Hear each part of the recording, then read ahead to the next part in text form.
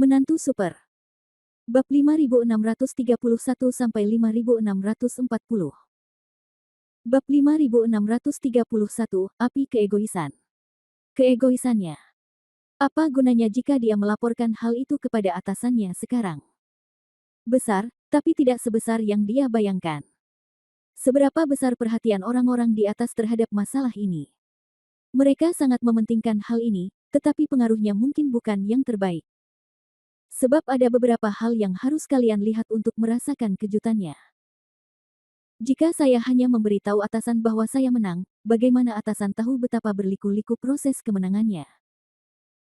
Betapa mengejutkannya, orang di atas hanya akan berkata dengan penuh semangat, Anda melakukan pekerjaan dengan baik, dan selanjutnya saya akan memberi penghargaan kepada Anda. Bagi pemilik desa, itu bukan apa-apa, hal-hal ini terlalu sepele untuk disebutkan.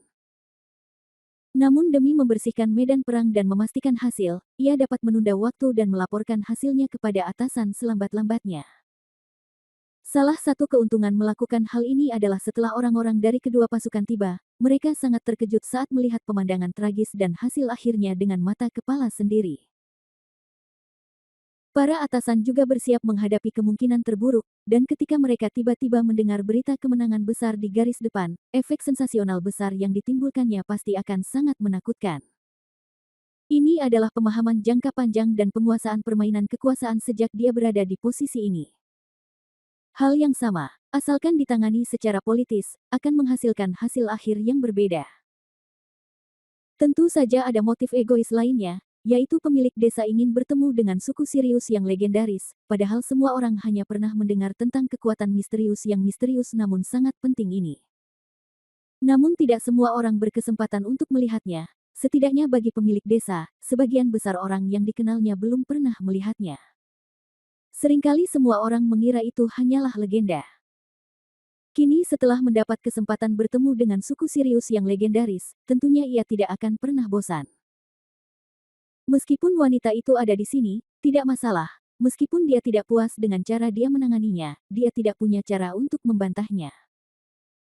Bagaimanapun, membersihkan medan perang dan menghilangkan ancaman sendirian adalah prosedur normal. Bagaimana dia bisa melaporkannya ke polisi? Jelas sekali, hal itu mustahil baginya, dan dia tidak sanggup mengambil risiko melaporkannya secara gegabah sekarang. Lagi pula, sebagai pemilik toko terkenal, dan sebagai pemrakarsa dan peserta mutlak dalam perang ini, dia belum memastikan penghapusan musuh sepenuhnya, beraninya dia mengkonfirmasi dan melaporkannya ke polisi. Oleh karena itu, pemilik desa kini tidur di atas bantalnya yang tinggi tanpa rasa khawatir. Tapi monster itu mungkin adalah orang yang paling berterima kasih kepada pemilik desa. Dia memindahkan sejumlah besar orang untuk merayakan kemenangan, hanya menyisakan beberapa elit biasa untuk membersihkan medan perang, dan lebih banyak pelayan dan pelayan yang bekerja di sini. Ada terlalu banyak mayat dan reruntuhan di tempat kejadian, jadi para pelayan perlu membersihkannya. Bagaimanapun, ini bukanlah medan perang di luar. Semuanya akan berjalan mengikuti angin dan alam akan menelan mayat-mayat ini. Ini desanya, bagaimana mungkin kita tidak membuang tumpukan mayat? Saat itu, tempat ini bukan lagi toko terkenal, melainkan rumah pekuburan yang bau. Adapun beberapa elit biasa lainnya mengatakan mereka ada di sini untuk melihat apakah ada musuh, padahal kebanyakan dari mereka hanya berpura-pura. Apa yang bisa mereka pahami? Tidak ada yang bisa mereka lakukan kecuali melihat ke timur dan barat, dan sesekali melirik ke langit untuk melihat apakah ada yang berbeda. Namun menilai dari kecepatan udara hitam dan laju penguapannya saat ini, meskipun mereka terus menatapnya, apalagi meliriknya sesekali, mereka mungkin tidak dapat melihat petunjuk apapun. Apalagi sekarang udara hitam yang terhubung ke jaring laba-laba semakin menyebar, dan warna hitamnya sudah membusuk dan menyebar hingga hampir transparan.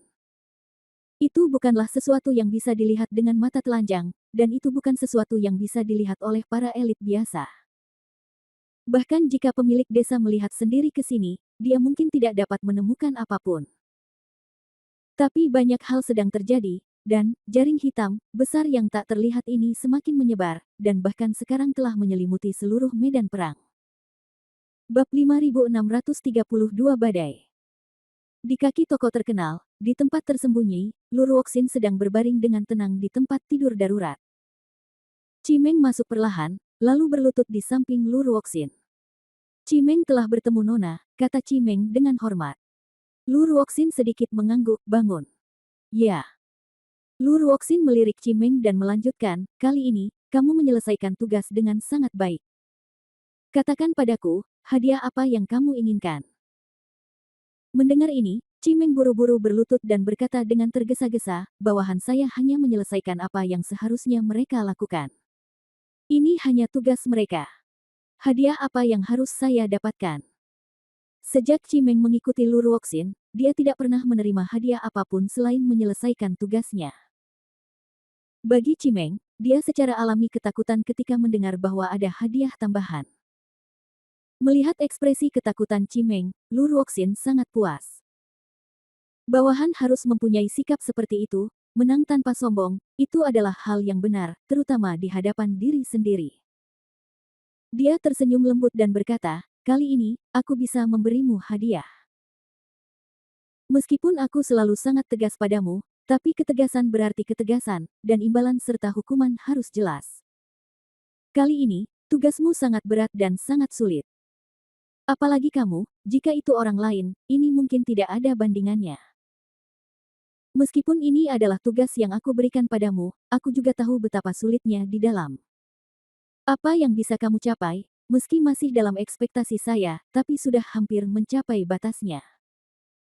Tetapi faktanya Anda tidak hanya menyelesaikannya, tetapi juga menyelesaikannya dengan cara yang melampaui esensinya. Saya sangat puas. Tidak hanya berhasil membendung begitu banyak orang di seberang, namun ia juga menundanya dalam waktu yang lama. Tentu saja yang lebih penting, Cimeng akhirnya memimpin pasukannya untuk langsung melakukan serangan balik dan berhasil membubarkan musuh. Ini memang kemenangan yang luar biasa sampai batas tertentu. Bahkan jika dia mengambil tindakan sendiri, Lu Ruoxin mungkin tidak berpikir bahwa dia bisa melakukan lebih baik daripada Cimeng. Meski sombong, bukan berarti ia begitu sombong hingga tidak mengenali apapun. Jika Cimeng melakukannya dengan baik, itulah yang dia lakukan dengan baik. Nona, Anda memuji saya. Cimeng hanya melakukan apa yang seharusnya dia lakukan.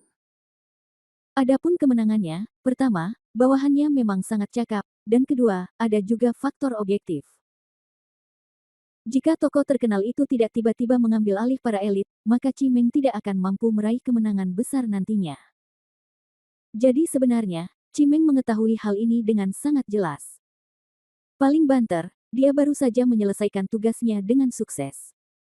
Beberapa hal tidak semuanya merupakan kemampuan pribadinya. Saya tahu apa yang Anda bicarakan, tapi begitulah perang. Selain pertarungan kecerdasan dan keberanian antara kedua belah pihak, ada faktor objektif lainnya. Apakah itu bencana alam atau bencana akibat ulah manusia, ini adalah bagian dari perang. Jika Anda menang, itu berarti Anda memiliki waktu, tempat, orang, dan orang yang tepat. Di masa depan, Anda mungkin juga mendapat keuntungan tapi bukan 3 untung dan rugi. Bukankah kita harus mencari alasan untuk membicarakan faktor objektif dan menghindari hukuman? Mendengar ini, Cimeng buru-buru menundukkan kepalanya, saya tidak berani. Jika kalah, Anda kalah. Tidak ada alasan. Bagus sekali, sekarang setelah kamu memahami kebenaran ini, maka sebaliknya, menang adalah menang. Bagaimanapun kamu menang, jika kamu punya kemampuan, berlutut saja di hadapan musuh, lalu buat musuh tidak bergerak dan biarkan kamu membunuh, lalu itu juga keahlianmu. Cimeng tidak berbicara lagi kali ini, kata-kata Lu Ruoxin memang masuk akal. Apapun alasannya, menang tetap menang dan kalah tetap kalah.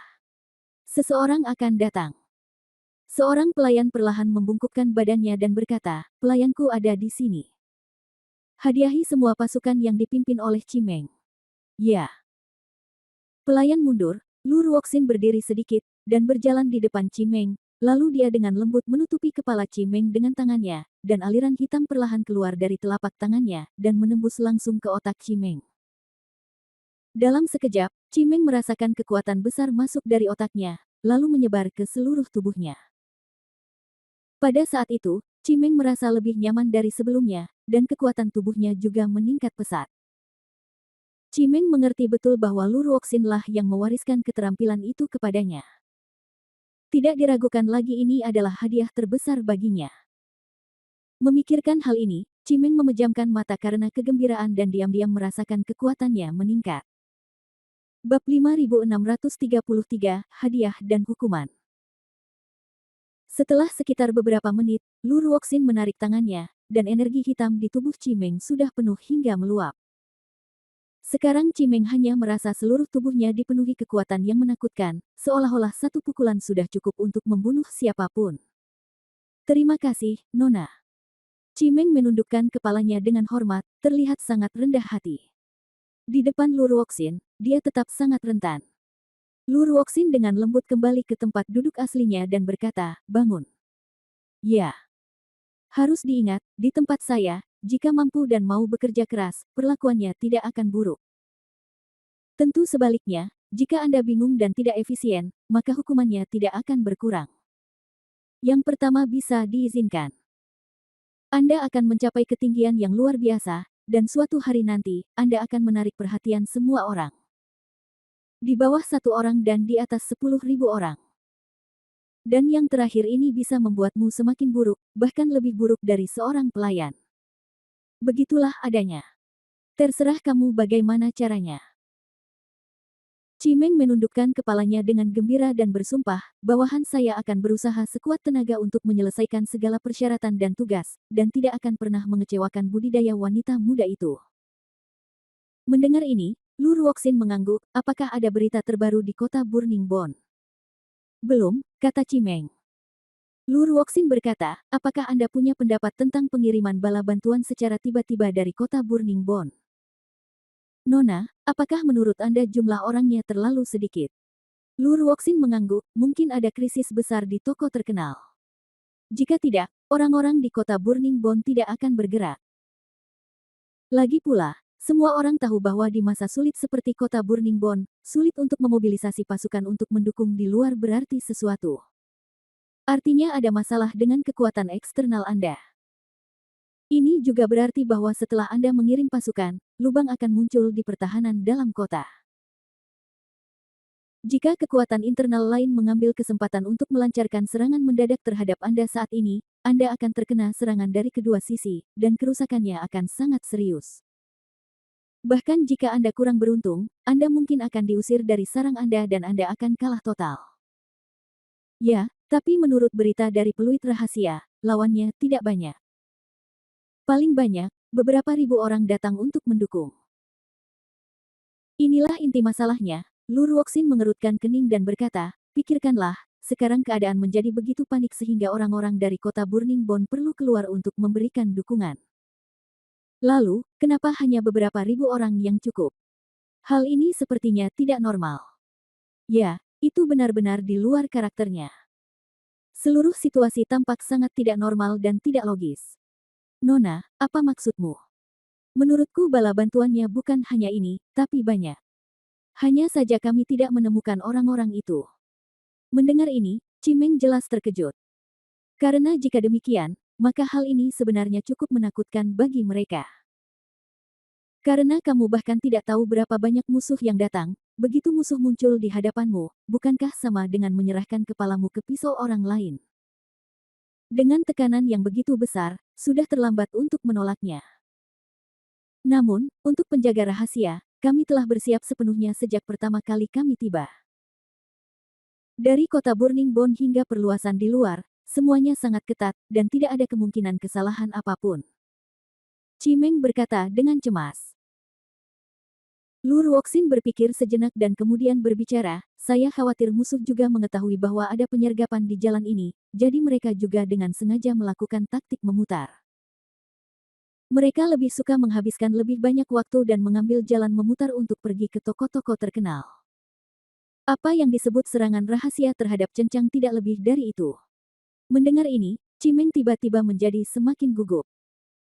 Saya harus mengakui bahwa jika ini terjadi, itu akan menjadi berita yang sangat buruk bagi mereka, dan bahkan berakibat fatal sampai batas tertentu. Tidak ada yang bisa menerima musuh diam-diam menyentuh bagian depan mereka, tidak peduli seberapa kuat pasukannya, mereka akan dikalahkan sepenuhnya. Nona, ini memang sangat berbahaya. Namun, kami memiliki penjaga rahasia di mana mereka seharusnya berada. Kami. Apa yang bisa kami lakukan sekarang?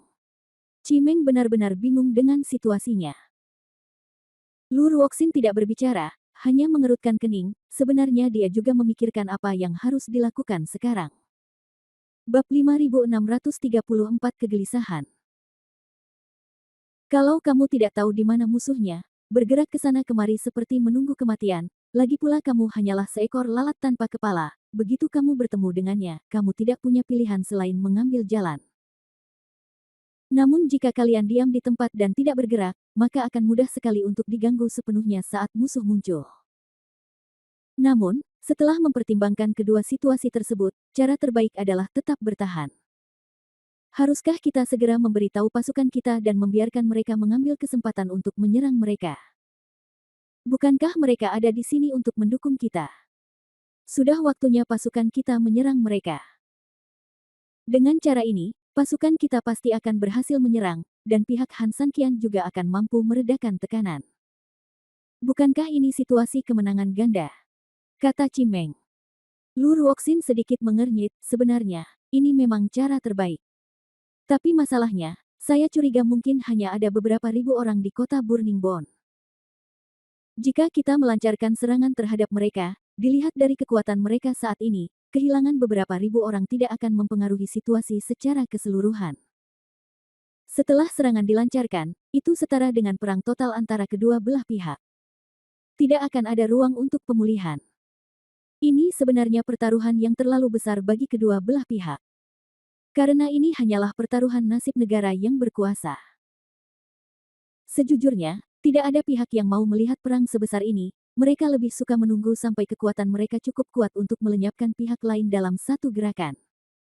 Daripada konfrontasi langsung saat ini. Karena ini perang yang terus-menerus, maka akan banyak korban jiwa dan banyak variabelnya. Belum bisa dipastikan siapa yang kalah dan siapa yang menang. Yang paling menakutkan adalah pada akhirnya kemungkinan besar kedua belah pihak akan menderita dan membiarkan pihak lain mengambil keuntungan yang besar.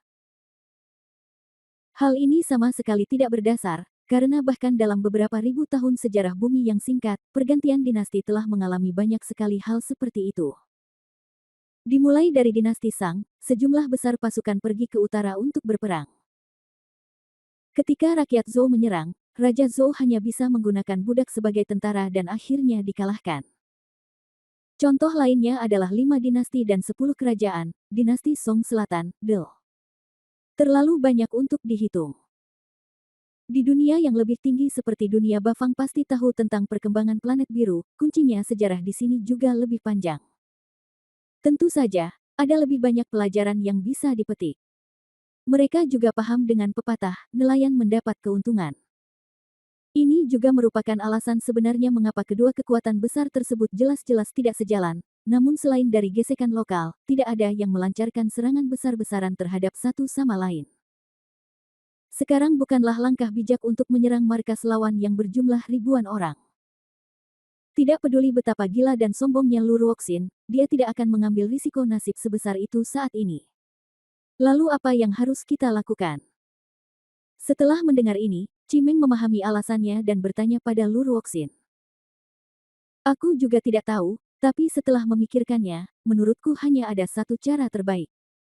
Nona, mohon klarifikasi. Biarkan semua orang kita mundur agar tidak ketahuan oleh musuh. Setelah itu, tunggu dan lihat semua perubahan situasi. Cimeng sedikit mengernyit saat mendengar ini, apa maksudmu? Kami mungkin tidak dapat membantu tokoh terkenal lainnya mengatasi masalah mereka, atau dengan kata lain, kami telah membantu dengan semua yang kami bisa, dan sisanya terserah pada Han Sanqian sendiri. Lu Ruoxin berkata, jika Han Sanqian jika orang ini cukup kuat, dia bisa keluar dari tokoh terkenal sebelum musuh datang. Lalu, semuanya akan berakhir di sini. Dia bisa keluar dari krisis. Entah musuh datang dengan ribuan orang atau lebih, nyatanya semuanya sia-sia dan perjalanannya sia-sia saja. Tentu saja, jika dia tidak dapat melarikan diri dalam jangka waktu ini, maka ketika awan hitam musuh menutupi kota, kita tidak punya cara lain untuk menghentikannya. Bagi Han Sanqian, kita hanya bisa menerima nasibnya. Lalu menunggu dengan tenang sampai kematian.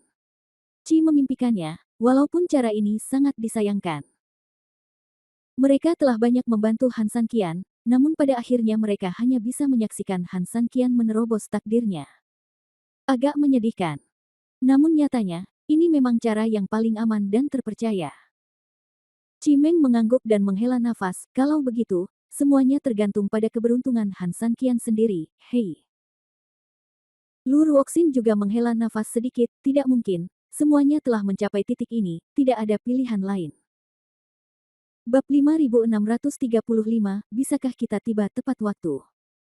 Di toko terkenal, seperti yang dikatakan Lu Ruoxin, situasinya telah mencapai momen paling kritis. Lu Ruoxin memang orang terpintar yang pernah ditemui Han San Qian.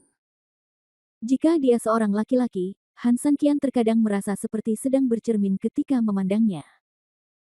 Dia sangat pintar, meskipun dia tidak sepintar Han San Qian, dia jauh lebih kejam dari Han San Qian. Hal ini menutupi kurangnya kepintaran Han San Qian sampai batas tertentu. Han San Qian terlalu memedulikan perasaan, yang terkadang merupakan hal yang baik, namun terkadang juga sangat fatal. Lu Ruoxin tidak melakukannya. Situasinya telah dinilai dengan sangat jelas oleh Lu Ruoxin, dan hampir tidak ada kesalahan.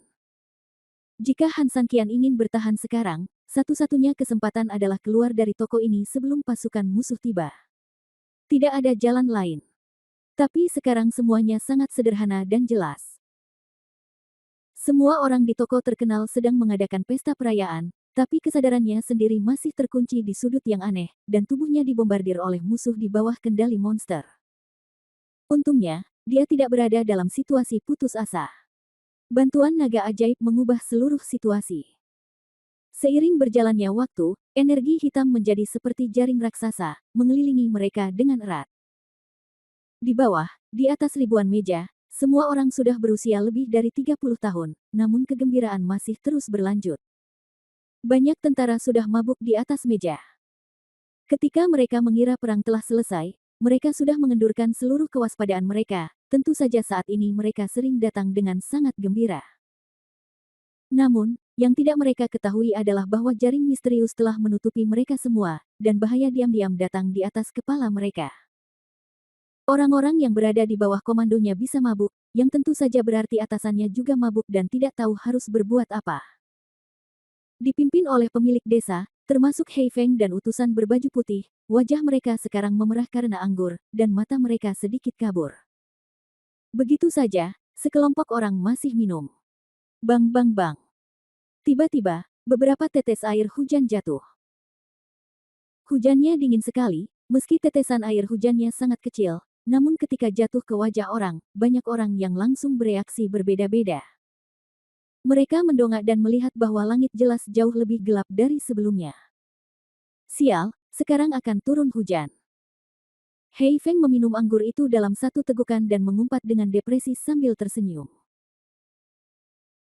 Melihat betapa cerobohnya dia, utusan khusus berbaju putih tidak bisa menahan tawa dan berkata, "Saudara Hei Feng, akan turun hujan, dan gadis ini ingin menikah, tetapi dia tidak bisa mengendalikannya. Biarkan hujan. Bisakah kamu dan aku masih diganggu oleh sedikit hujan?" Benar. Jika kita menghembuskan nafas sedikit saja, itu sudah cukup untuk menahan penghalang. Lalu kita masih bisa minum anggur yang berbeda dan makan daging. Nenek, anggur dan daging hari ini benar-benar kurang menarik dibandingkan sebelumnya, tapi ini saat paling membahagiakan yang pernah kualami, Hei Feng mengumpat sambil tersenyum. Tentu saja. Bahagia atau tidaknya kamu setelah minum bukanlah tentang anggurnya, apalagi dagingnya. Ini tentang perasaanmu, dengan siapa kamu minum, dan mengapa kamu minum. Ketika beberapa orang mendengar ini, mereka tidak bisa menahan senyum, mengangkat gelas mereka lagi, dan semua orang meminumnya. Meletakkan cangkirnya, Hei Feng ingin minum secangkir lagi. Saat dia menuangkan anggur, beberapa tetes hujan langsung turun. Kali ini rintik hujannya deras bahkan lebih dingin di badan. Meski mabuk, ia masih sedikit terjaga setelah mandi. Blackwing mau tak mau mengangkat kepalanya. Dia melirik ke langit, dan hendak mengutuk lagi dengan frustrasi, ini benar-benar akan menjadi semakin besar, bukan? Percaya atau tidak, saya benar-benar perlu mendukung perisai energi. Tapi begitu kata-kata itu keluar, dia tiba-tiba tersadar karena dia sadar itu tidak benar. Toko-toko terkenal selalu memiliki penutup pertahanan khusus. Belum lagi hujan, bahkan segala cuaca berada di bawah kendali kita sendiri. Begitu kata-kata ini keluar, semua orang di meja segera bereaksi dan mengerutkan kening. Bab 5636 Visi. Ya, toko terkenal itu secara keseluruhan memang sangat istimewa, tidak hanya bagian utamanya saja yang tidak terlihat oleh dunia luar, tapi banyak juga topeng di tempat-tempat yang bisa dilihat di dalamnya. Ini sangat kuat, dan jelas cuacanya bisa dikendalikan sesuka hati. Terus terang, saat menjamu tamu-tamu terhormat, interior toko bahkan bisa berubah sesuai musim sesuka hati.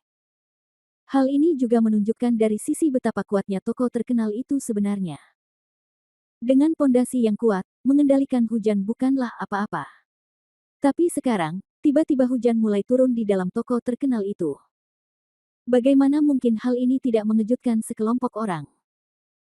Mungkinkah pertempuran kita sebelumnya menghancurkan beberapa formasi di desa, sehingga ada masalah dengan formasi sekarang, yang menyebabkan penyimpangan secara keseluruhan? Seseorang bertanya. Begitu hal ini dikatakan, banyak orang yang menghela nafas lega, ini memang penjelasan yang sangat masuk akal.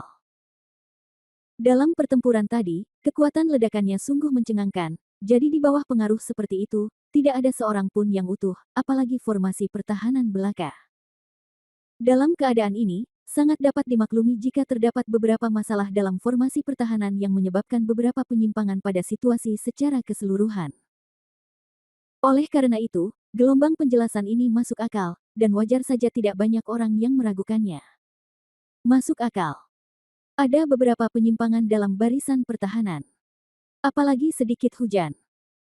Bahkan jika musim berganti, itu sangat mungkin terjadi. Hei Feng mengangguk dan menatap pemiliknya. Pemilik desa tidak terlalu memikirkannya, kemungkinan ini sangat tinggi, dan dia tidak terlalu ragu. Namun, utusan khusus berbaju putih yang selalu berhati-hati itu terus mengerutkan kening.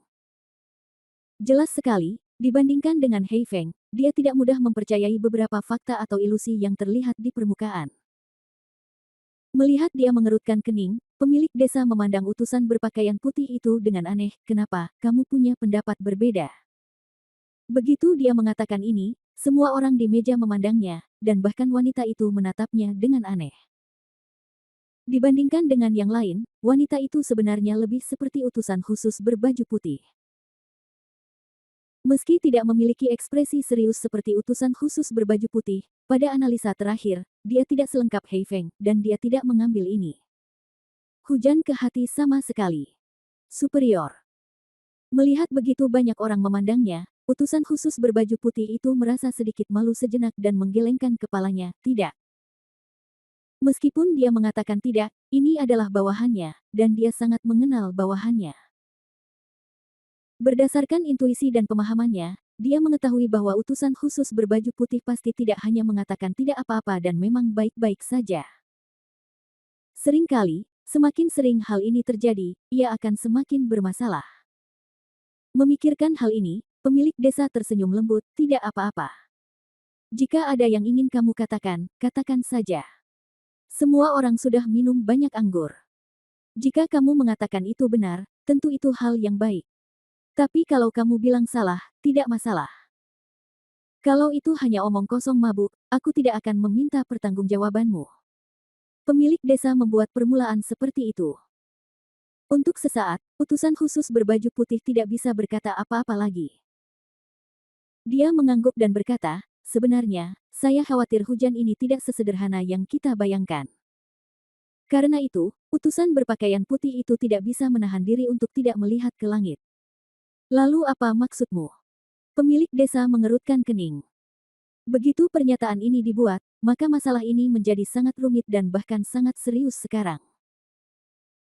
Lagi pula, yang perlu Anda ketahui adalah jika tidak ada masalah dengan pembentukannya, maka asal-muasal tetesan hujan ini akan sangat aneh. Akan ada banyak masalah yang melatar belakangi hal ini. Faktanya, ini adalah sesuatu yang tidak dapat ditanggung oleh pemilik toko, dan juga sesuatu yang tidak dapat ditanggung oleh seluruh toko terkenal. Saya tidak tahu, Tapi menurut saya ini aneh. Jika ada kecurigaan atau bukti yang menunjukkan hal itu, utusan berbaju putih tidak akan ragu untuk berbicara. Berdasarkan karakternya, dia mungkin sudah menceritakannya.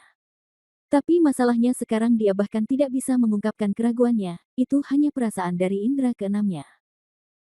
Saudaraku, kamu minum terlalu banyak dan menjadi sensitif, kata Hei Feng sambil tersenyum, lalu menuangkan segelas anggur untuk utusan kulit putih itu. Begitu Hei Feng berbicara, suasana di tempat kejadian tiba-tiba menjadi sangat rileks karena ketegangan. Namun kegembiraan itu tidak bertahan lama, karena wanita itu langsung berkata, sebenarnya saya juga merasakan hal yang sama dengan utusan ini. Bab 5637 Perasaan Aneh. Saya tidak bisa menjelaskannya, jadi saya benar-benar tidak bisa menjelaskannya kepada semua orang, lanjut wanita itu. Dengan suara yang sama, utusan berpakaian putih itu tiba-tiba berani berkata lebih banyak, ya, saya selalu merasa ada yang tidak beres, tapi saya tidak tahu harus mulai dari mana membicarakan kesalahan ini. Tampaknya ada sesuatu yang salah datang dari langit, tetapi jika Anda melihat lebih dekat ke langit di atas, Anda akan menemukan bahwa tidak ada yang terjadi di atas. Mungkinkah monster itu meninggalkanmu dengan begitu banyak trauma psikologis sehingga kamu masih curiga bahwa gerakan apapun di atas mungkin ada hubungannya dengan dia? Seseorang bertanya. Utusan berbaju putih itu menggelengkan kepalanya, tapi kemudian mengangguk cepat, saya tidak tahu, mungkin tidak, tapi mungkin ada. Wanita itu tidak berbicara lagi, dia hanya mengambil anggur dan menyesapnya lagi. Suasana tiba-tiba menjadi lebih membosankan. Pada saat itulah tetesan air hujan sesekali menghilang. Proses ini agak lama, sekitar beberapa menit, namun cukup bagi semua orang untuk memastikan bahwa tidak akan ada lagi tetesan hujan. Sepertinya hujan sudah berhenti, kata pemilik desa dengan lembut. Kami baru saja mengirim orang untuk memeriksa semua formasi pertahanan di toko terkenal itu. Mungkin mereka menemukan masalah di antara mereka dan sudah memperbaikinya. Oleh karena itu, hujan berhenti secara otomatis, kata Hei Feng. Ini memang faktanya, saat ada tetesan air hujan, sudah ada seseorang yang memeriksa formasi pertahanan. Meski tidak ada yang kembali untuk melaporkan hasil tindak lanjut dari awal hingga akhir, hujan berhenti adalah laporan terbaik saat ini. Melihat hal ini, utusan khusus berbaju putih, yang selama ini sedikit khawatir, tidak bisa menahan nafas lega, sepertinya saya terlalu khawatir. Maaf, karena kepekaan saya, atmosfernya turun ke titik beku. Saya dapat dianggap sebagai salah satu kaki tangan dalam masalah ini, wanita itu juga berbicara. Pemilik desa tersenyum lembut, dimanapun dia berada, musuh ini baru ada sejak lama, jadi tidak dapat dihindari bahwa semua orang akan patah hati. Oleh karena itu, semua orang tidak perlu terlalu khawatir. Ini adalah hal baik. Hei Feng juga berkata, benar, terkadang kami harus berterima kasih kepada orang-orang sensitif seperti Anda. Anda dapat memperkirakan bahayanya terlebih dahulu. Setidaknya secara relatif, ini memungkinkan kami untuk bersiap terlebih dahulu. Pemiliknya tidak ingin suasana ini terus berlanjut seperti ini, jadi dia berdiri dan menuangkan anggur untuk semua orang. Pemiliknya berkata, ayo, jangan membicarakan hal lain. Mari terus minum dan bersenang-senang. Setelah krisis dihilangkan, di bawah teriakan antusias dari pemilik desa, sekelompok orang dengan cepat menjadi marah lagi. Dalam waktu kurang dari 10 menit, babak baru minum-minum dan bersenang-senang dimulai lagi.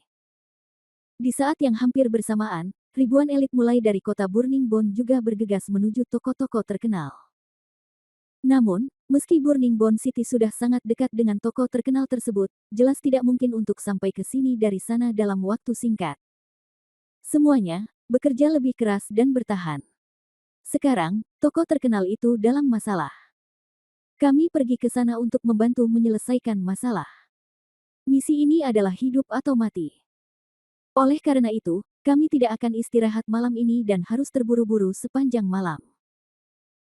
Pemimpin memimpin anak buah dan kudanya dengan cepat menuju toko terkenal itu, sambil berteriak keras dengan bawahannya di belakangnya. Ya. Semua bawahannya mengikutinya tanpa ragu-ragu dan berpindah siang dan malam. Kelompok orang ini dengan cepat mengejar mereka dari siang hingga malam, Tetapi seperti yang dikatakan pemimpinnya, mereka tidak berhenti sejenak dan bergegas menuju ke arah itu seolah-olah mereka putus asa untuk hidup. Tapi di sini kita sedang terburu-buru, dan orang-orang di toko terkenal tidak terburu-buru sama sekali. Mereka telah minum selama 4 putaran berturut-turut, dan setelah 4 putaran ini, semua orang tingkat eksekutif di meja, termasuk pemiliknya sendiri, sudah mabuk sendirian. Banyak orang yang langsung tertidur sambil berbaring di atas meja, lagi pula pemilik dan perempuan itu adalah pemilik sekaligus tamu. Meski mabuk, beberapa pelayan tetap menyuruh mereka ke kamar untuk istirahat. Setelah itu, rombongan pelayan kembali ke posisi semula dan mulai mendukung para tokoh setingkat supervisor, termasuk Hei Feng. Namun tak lama setelah rombongan berangkat, tiba-tiba rintik hujan kembali turun, namun yang berbeda dari sebelumnya adalah kali ini rintik hujan sangat besar. Bab 5638 Hujan Lebat. Bahkan sampai batas tertentu, hujan turun dengan sangat cepat. Hanya butuh beberapa detik bagi mereka untuk beralih dari merasakan hujan menjadi hujan deras yang tiba-tiba menerpa wajah mereka. Hal ini pun mengakibatkan sebagian besar masyarakat, termasuk mereka, tidak sempat berteduh dari hujan, dan hanya bisa patuh menunggu hujan deras turun. Hujan semakin deras, dan tidak hanya tidak menunjukkan niat untuk berhenti, tetapi orang-orang yang basah kuyup di dalamnya mulai berangsur-angsur sadar di tengah hujan.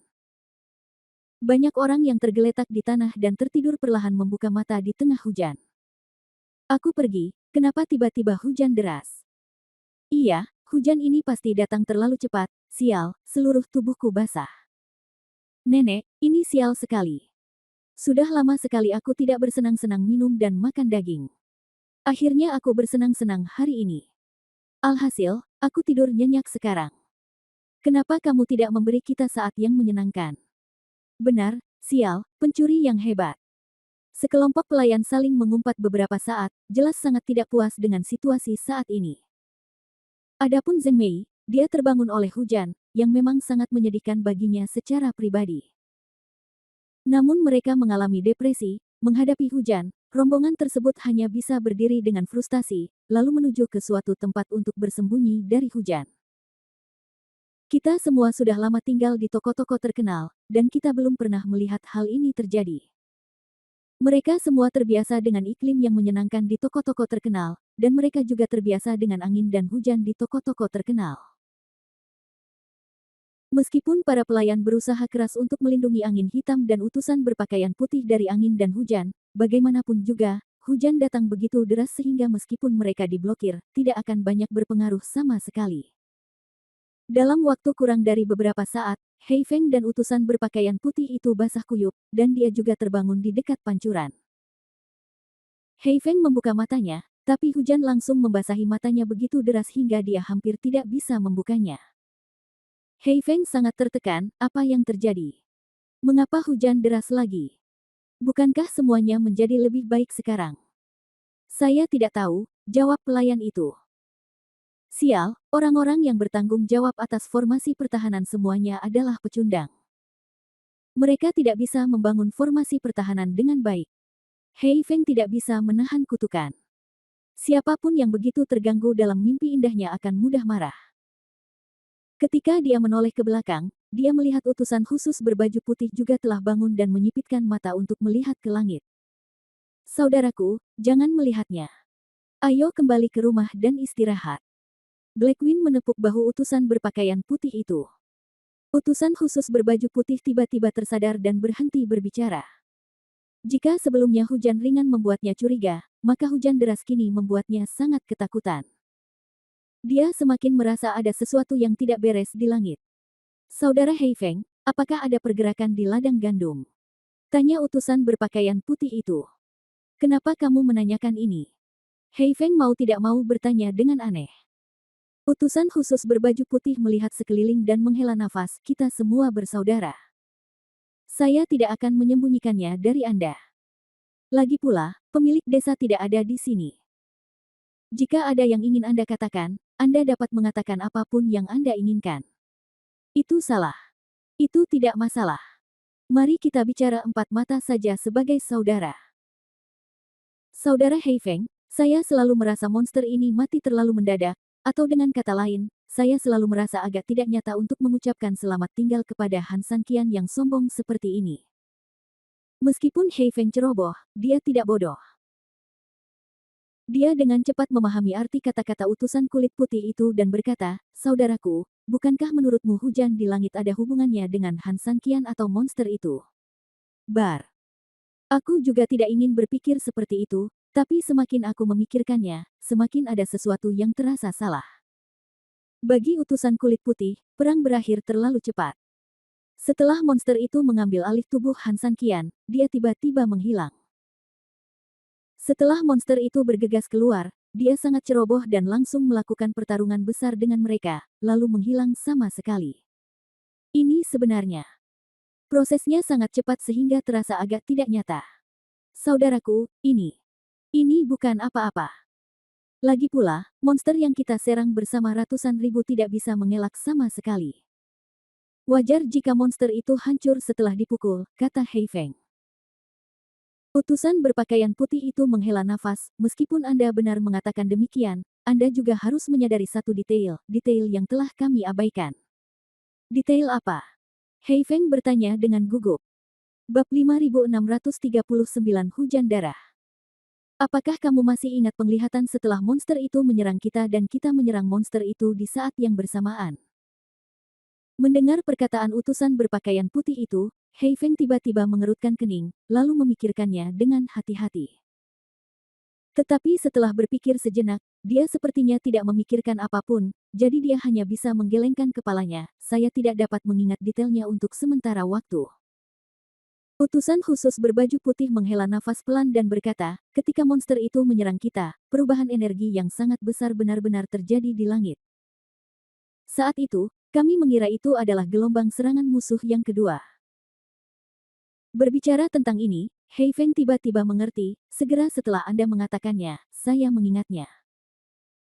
Situasi ini memang terjadi pada saat itu, dan pemilik desa masih ragu-ragu untuk beberapa saat dan tidak tahu harus berbuat apa. Baru setelah sekian lama pemilik desa memutuskan untuk tidak menahan serangan gelombang kedua yang mungkin datang, tetapi hanya menahan serangan gelombang pertama. Utusan berpakaian putih itu mengangguk, Anda benar, gelombang perubahan itu sebenarnya sangat kuat pada saat itu. Saya berpikir bahwa gelombang sekuat itu tiba-tiba menimbulkan guntur yang keras dan tetesan hujan ringan, dan bahkan tidak ada hal lain yang terjadi kemudian. Bukankah ini terlalu aneh? Mendengar ini, Hei Feng juga mengerutkan kening. Ada sesuatu yang aneh dalam hal ini.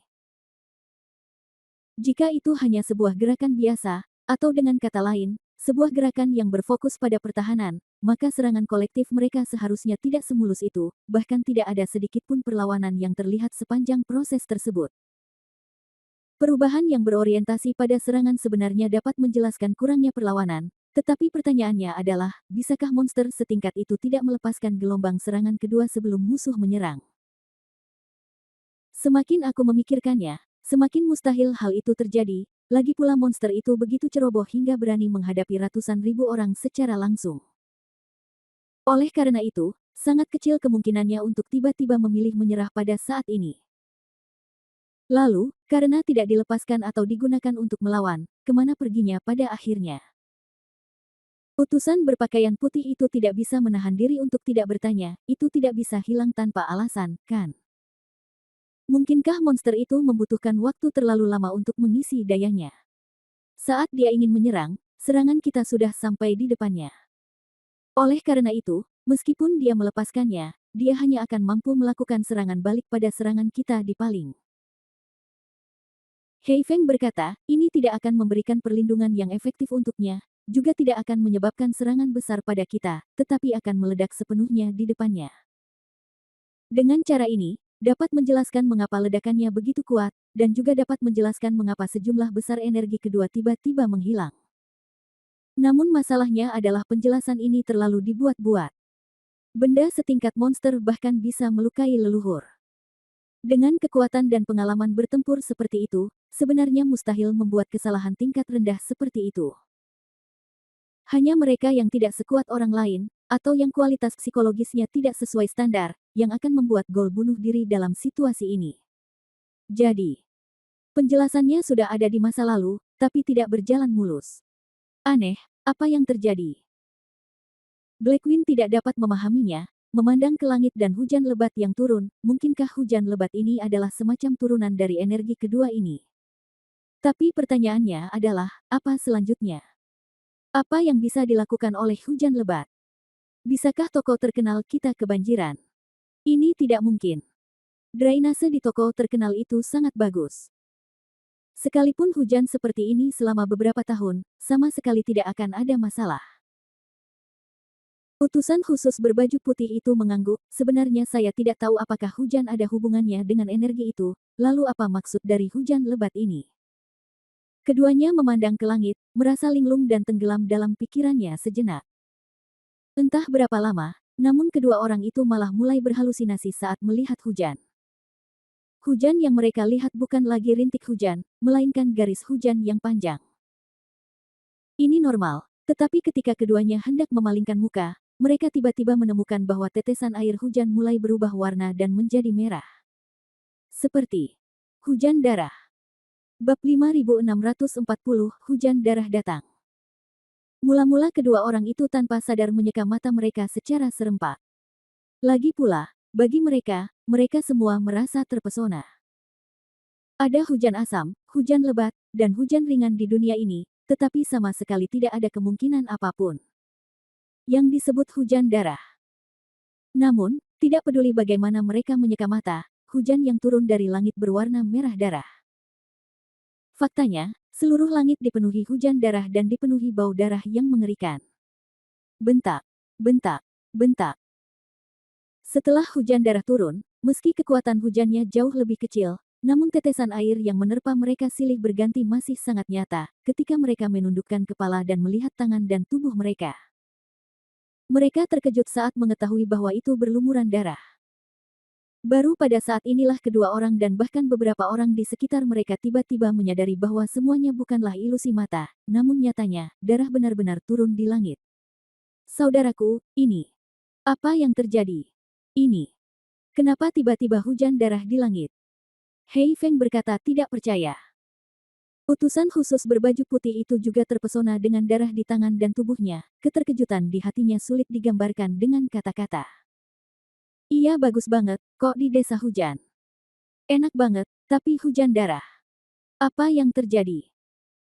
Hei Feng sangat terkejut, dan di saat yang sama, dia memikirkan alasan yang menyebabkan hujan darah berkali-kali di benaknya. Tapi setelah memikirkannya, dia hanya memikirkan kemungkinan yang tidak mungkin terjadi. Mungkinkah kelompok cucu yang sedang memperbaiki barisan pertahanan itu benar-benar gantung diri atau mati di barisan pertahanan karena penganiayaan yang baru saja mereka lakukan, dan kemudian karena kesalahan sesaat yang menyebabkan hujan berdarah? Ini benar-benar keterlaluan, tetapi setelah memikirkannya, ini adalah kemungkinan paling realistis yang menurut Blackwing mungkin terjadi saat ini. Utusan khusus berbaju putih tidak berbicara, dia menatap hujan darah dengan matanya. Dia tidak dapat memahami kemungkinannya, tetapi intuisinya mengatakan kepadanya bahwa masalah ini mungkin tidak sesederhana itu. Tepat ketika mereka berdua sedang bingung, tiba-tiba, semburan jeritan tiba-tiba terlintas di benak mereka, dan tanpa sadar mereka berdua mencari suaranya. Kemudian saya kaget saat mengetahui bahwa bawahan yang berada di tengah hujan berteriak-teriak di tengah hujan. Kedua orang itu saling memandang tanpa sadar, dan Hei Feng berkata dengan kaget, aku pergi, apa yang terjadi? Bagaimana mereka bisa berteriak? Mungkinkah sekelompok orang ini juga melihat hujan berdarah dan tiba-tiba ketakutan dan berteriak? Namun sebagian besar dari orang-orang ini adalah laki-laki yang bermartabat, dan masing-masing dari mereka pernah mengalami peperangan dan menyaksikan tubuh dan darah. Bagaimana mereka bisa begitu ketakutan dan menjerit karena sedikit hujan darah? Apalagi dari segi bunyinya, jeritan ketakutan tidak begitu menyakitkan dan menyengsarakan. Utusan khusus berbaju putih mengerutkan kening dan memandang Hei Feng, pergi dan lihat. Setelah utusan berpakaian putih itu selesai berbicara, kedua pria itu langsung berlari menuju bawahannya yang berteriak. Saat ini mereka sedang kehujanan, dan mereka tidak tahu apakah mereka dalam keadaan sadar karena mabuk atau hujan membasahi mereka dalam keadaan sadar. Singkatnya, kedua orang ini sudah benar-benar sadar sekarang. Ada banyak orang yang berteriak, dari beberapa orang pertama, berkembang menjadi kelompok hanya dalam beberapa detik ketika dua utusan berpakaian putih tiba di depan mereka. Seolah-olah hujan darah di tempat kejadian akan menerpa orang, menghajar semua orang di tanah dengan gila-gilaan. Utusan putih dan angin hitam awalnya ingin mencari gelombang orang pertama, namun jaraknya relatif jauh. Sebelum mereka tiba, gelombang orang terdekat juga bereaksi seperti ini. Keduanya tidak ragu sama sekali, dan langsung menatap bawahan yang paling dekat dengan mereka. Utusan berpakaian putih dan Hei Feng langsung menangkap satu orang dan langsung mengendalikan tangan dan kakinya. Di saat yang sama, mereka bertanya dengan gugup, ada apa? Sangat disayangkan pria tersebut terlalu kesakitan, meski tubuhnya terkendali, namun yang jelas ia kesakitan histeris dan kesulitan menjawab pertanyaan kedua orang tersebut. Namun, pria itu tidak perlu menjawab. Ketika mereka berdua benar-benar memandang pria itu dengan cermat, mereka segera mengerti mengapa mereka berteriak kesakitan. Utusan berpakaian putih dan Hei Feng saling memandang dengan kaget detik berikutnya.